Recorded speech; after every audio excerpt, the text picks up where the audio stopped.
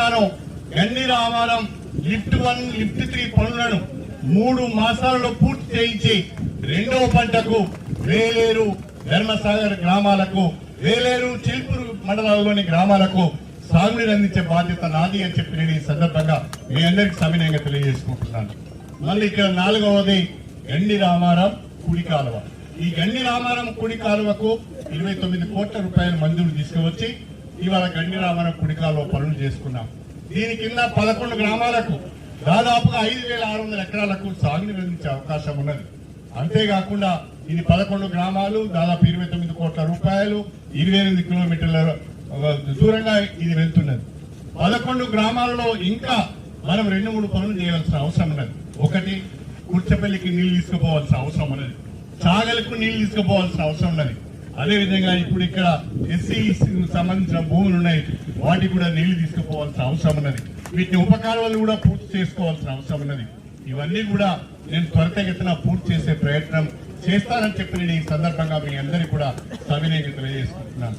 అది కాకుండా గండి రామారం ఎడమ కాలువ ద్వారా, గండి రామారం ఇంతకుముందు మన శ్రీధరరావు గారు మాట్లాడుతూ చెప్పారు, గండి రామారం ఎడమ కాలువ ద్వారా పత్తెపూరు గాని, పత్తెపూరు లింగంపల్లి మధ్యలో ఉన్న తండాలు గాని, అదేవిధంగా చిల్పూరు గాని, కృష్ణాజిగూడెం గాని, దాని కింద ఉన్న పల్లగుట్ట గాని, ఈ ప్రాంతాలన్నిటికీ కూడా దాదాపుగా ఒక 20,000 ఎకరాలకు సాగునీరు అందించే అవకాశం ఉన్నది.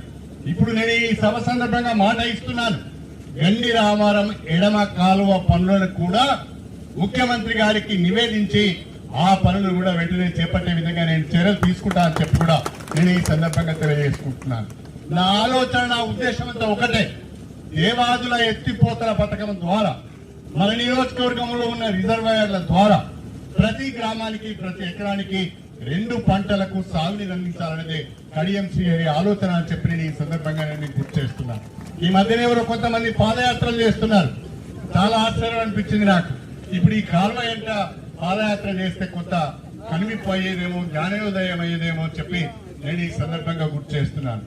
15 సంవత్సరాల అవకాశం ఇచ్చారు. 15 సంవత్సరాల అవకాశం ఇచ్చినప్పుడు ఏం చేశామని ఆత్మవిమర్శ చేసుకోవాలి. ఆత్మవిమర్శ చేసుకొని ఎదుటి వారిని విమర్శించే ముందు నేనున్నప్పుడు ఏం జరిగింది, నేనున్నప్పుడు ఏం చేశాను, ఎందుకు చేయలేకపోయానంటే నిద్ర పట్టదు అని చెప్పి నేను ఈ సందర్భంగా తెలియజేసుకుంటున్నాను. అవకాశము, చాలా మందికి అవకాశాలు వస్తాయి, చాలా మంది ఎమ్మెల్యేలు అవుతారు, చాలా మంది మంత్రులు అవుతారు, చాలా మంది ప్రజాప్రతినిధులు అవుతారు. కానీ ఒక్క విషయాన్ని మాత్రం ఎవరో మర్చిపోవద్దని చెప్పి ఈ సందర్భంగా గుర్తిస్తాను. రాజకీయాలలో అందరికీ అవకాశాలు రావు, కొందరికి మాత్రమే అవకాశాలు వస్తాయి.